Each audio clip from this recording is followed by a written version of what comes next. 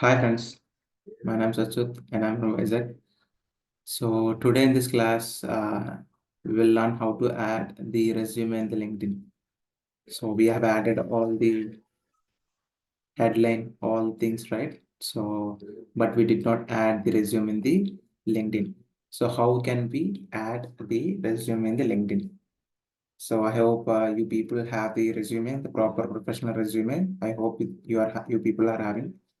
So if you don't have it, so you can go to the alt resume and there you can create your resume. So let us get into the class, and before like you have to click on the me icon, and here you will be having the settings and privacy. So click on the settings and privacy, and you will be having the overall account preferences, finance and security, visibility, and data privacy. So in data privacy, and you have to scroll down and you will be having job seeking experiences and job application settings. Then you have to click on the job application settings. Then you will be having the resume option. So here you can upload your resume. So you can upload the resume. See, you can upload the resume here. So as I'm earlier, I have added the resume. That's why I'm deleting this resume. So in this way, you can add your resume, your professional resume.